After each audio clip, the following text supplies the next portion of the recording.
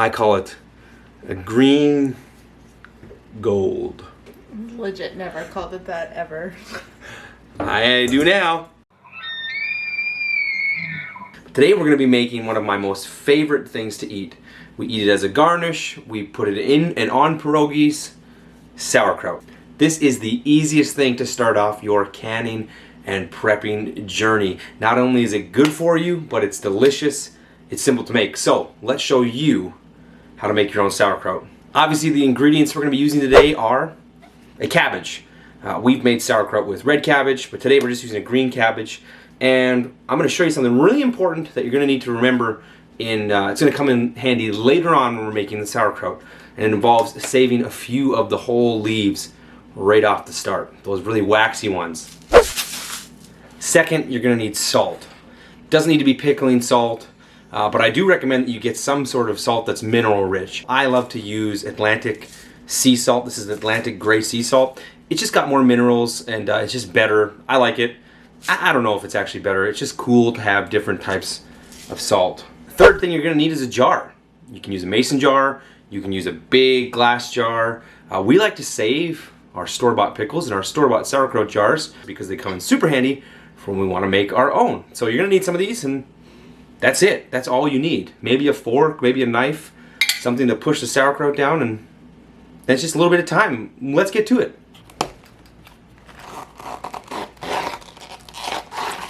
So the first step, important step, we've got to slice this cabbage up, and we're going to slice it pretty fine. You can slice it whatever thickness you want. Maybe that's not true. You're going to want to slice it pretty thin.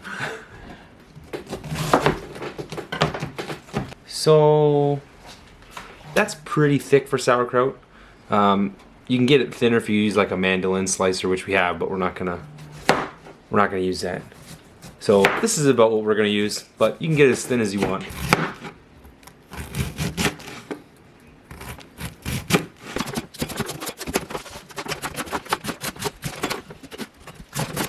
Just a quick note, you might want to take the heart or core out of the cabbage.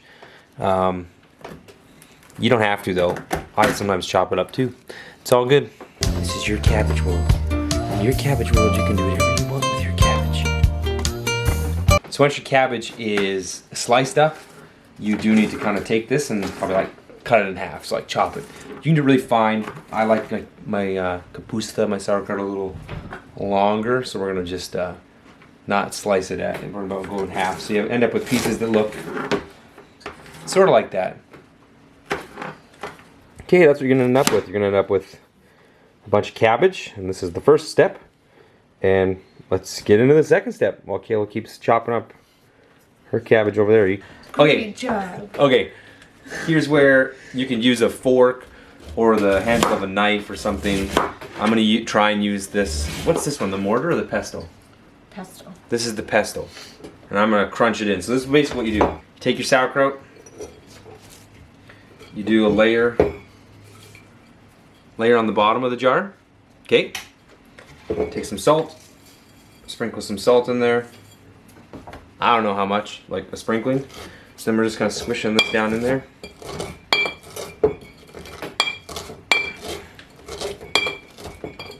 So that's the first layer. You just repeat that step over and over and over and over. We are going to show you a second method of how to do it, which maybe you'll like better. I like this method because it's fun.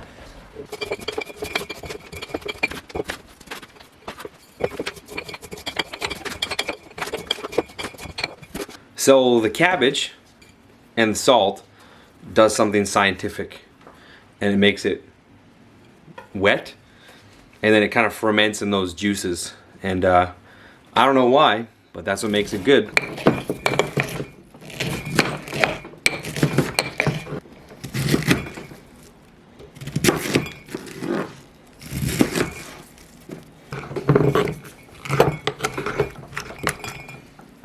You see that liquid in there? So we haven't added any liquid to the jar. This is just the process of the salt and the cabbage. Now what's in here is probably like almost half a cabbage in that one jar. So you do have to pack it in pretty tight. And this is my favorite way of doing it just because it's fun. And it's just layer by layer, crunching it in, and you can see the, can you see that liquid? Okay, so this is the important part. Remember earlier we saved this part of our cabbage? So what's going to happen overnight in the next couple days is going to fill up with liquid. And so we don't want the cabbage to come to the top. If it does, it'll get moldy. Even if it gets moldy, you can just take that out and keep it going. What we're literally doing is rotting the cabbage. We're fermenting it. So what we're going to do is we're going to rip off a piece of this little cabbage right here. And this is what we're going to push down in there to keep all that yummy sauerkraut down. And then what we can add in there if we need to is some weight. So I've put stones in there before, heavy objects. Sometimes you can find a jar that fits in there. And yeah, we're going to pack this bad boy in a cupboard. And in about a week, you could probably eat it. But the longer it goes, the better it gets. Do check on them. We have had one explode.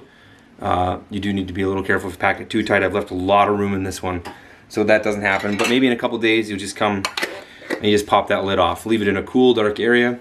And that's my favorite way of making it. We're going to show you one more way to make it, which maybe will be your favorite way. Okay, for our second method, what we're going to do is pack this bowl full of cabbage, and then we're going to add salt in, about a tablespoon, tablespoon and a half.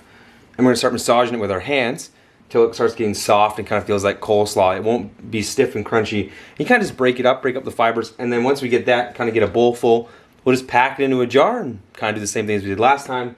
Add the cabbage leaf to the top, throw it in the cupboard, and in a couple weeks, we'll make sauerkraut. We'll fry it up and make sauerkraut pierogies.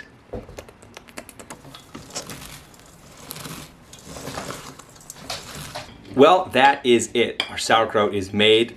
We got three jars of it. We're gonna put it in the cupboard, leave it for a little while. Like I said, we're gonna show you an update video in a couple weeks and cook with it. But that is literally very simple. This is about a 20-minute thing, start to finish, and now we have our own fresh sauerkraut in the cupboard. Sauerkraut is a very important food, especially if you read through any kind of history books, any kind of history context. Sauerkraut was included in most army rations and especially naval rations. Now you might be wondering why that is. Well, this rotting cabbage, my friend, is full of vitamin K and vitamin C and helped keep away that very scary thing, scurvy. I just rhymed when I said that, but I didn't mean to. But it's true. It's a very, very important food historically, and it's a very important food for us nowadays. Keep this in your cupboard. It's simple, it's easy, and it might even just get you started on a path to your own home preserves and starting to provide some food for yourself, for your family. And hey, it's delicious. We love sauerkraut.